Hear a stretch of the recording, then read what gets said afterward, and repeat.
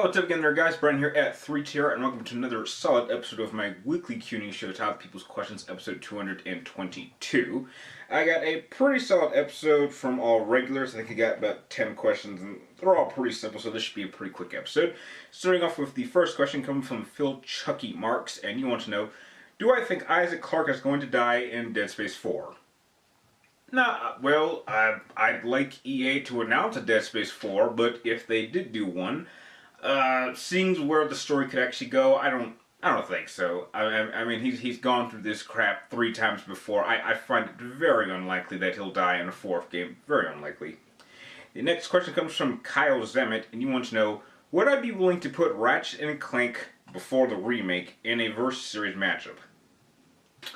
That's an intriguing idea. I just don't know who you put them up against. I mean, if you put in all honesty, Death Battles has already really done the only matchup you can do with Ratchet and Clank, and that's against Jak and Daxter. I mean, if you're talking about pairing groups in terms of like buddy groups, I can't really think of anyone you could put Ratchet and Clank up against. So yeah, it's kind of unlikely.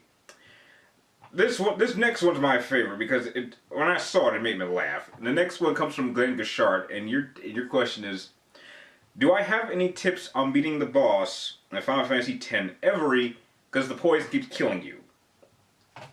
Okay. Why are you killing me here with these boss fights? Because these are like some of the easiest I've ever played in my entire time of playing video games, so it's kind of crazy. Okay. Here it is. Here's how you avoid the poison. At the beginning of the fight, you know how Tidus says, I'll give commands, and Riku says, you won't do it alone? You use them to back the ship up! It's easy! The only attack you ever have to worry about from that dragon is when he flies in from a distance and hits all 3 of your characters at once. And even at that point, it's minimum. As long as you keep your ship at a distance, the ship can actually fire missiles and cause damage. That's how you avoid the poison. As soon as it's either Riku or Tidus' turn, because you make sure you keep them on the field throughout the entire battle, just tell Cid to back the ship up and the poison misses. That's it. It's one of the easiest boss fights in the game. So, good luck. And I'm telling you, if you come to me next week and you need help with beating the 3rd form of Seymour, I don't know what I'm going to do, because that's my all-time favorite boss fight in all of Final Fantasy history. And if you can't beat him, I don't know what to say. And don't go to YouTube. That is a fight you need to figure out how to beat on your own, because it's just too entertaining.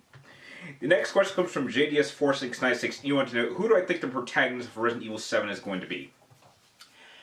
If we're sticking with just one character, I think it should be Jake Muller, because with the secret ending of Resident Evil 6, they kind of leave it open for his story to continue.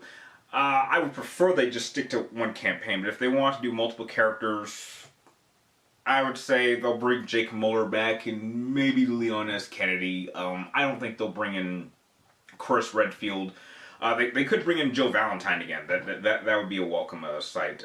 So my best guess, either a single campaign with just Jake Muller, or they'll just do a 3-way campaign between Jake Muller, Jill Valentine, and Leon S. Kennedy. That's just my guess. The next question comes from Gus Monster, and you want to know, if I could rank the Uncharted games. Okay, if you're watching this video, chances are I've already uploaded it, so that answers your question. And in terms of The Last of Us, I wouldn't even apply it to those games, because I think The Last of Us is, without question, the most overrated game in the history of gaming. But heck, that's just me. The next question comes from Santiago Scarpino, and you want to know, what is the biggest mind F in a video game? Oh, that's easy. The entire game of Final Damnation 13. That entire game is a mind F. And that's all I need to say about it on the matter. The next question comes from Dylan McLaughlin, and you want to know, can I do a versus episode with the Hulk and Gwen Stacy? I don't know if you're serious or you're just trying to take up time and be funny. That is one of the most ridiculous ideas I've ever heard for a Versus Series matchup. You want to put the Hulk against a 5'2", probably less than 120-pound blonde girl who apparently died in a clock tower because Spider-Man couldn't catch her properly. Yeah, next question. Next question comes from Nuss Bentley, and you want to know, now that Hideo Kojima is partnering with PlayStation, which is awesome, what kind of game do you think he's going to make? From what I've heard, he says, I don't really care what he's going to do, because he's given me nothing but gold since '97, back with Metal Gear. But from what I've heard, he says that anyone who likes the Uncharted franchise is going to like his next coming game. So if that's the case, I'm already excited for it. I can't wait to see what it is when he announces it. The next and last question comes from Matthew Vader, and you want to know, what video game comic book series do I like? In terms of comic book series that are based off of video games, there are two that come to mind. That is the Infamous comic book series, which kind of bridges the gap between Infamous 1 and 2. It kind of explains what Cole's doing before the Beast showed up. And the second is, which is probably the best comic book series I've actually seen based on a video game, but is also kind of in the comic book world.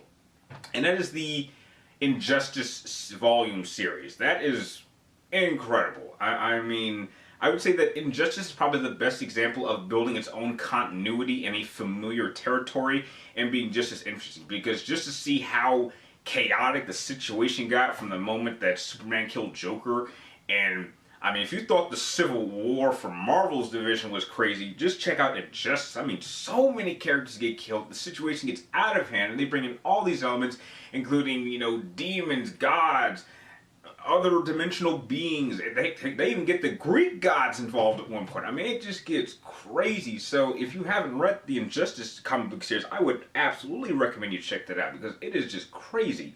And with that, those are all the questions that you guys have sent in for this episode. I'd like to thank all of you guys for sending these questions in to make this episode possible. If you have any more questions you'd like me to answer in next week's episode, be sure to type them in the comments down below, but make sure you get them in to me before next Wednesday, before I start filming this episode.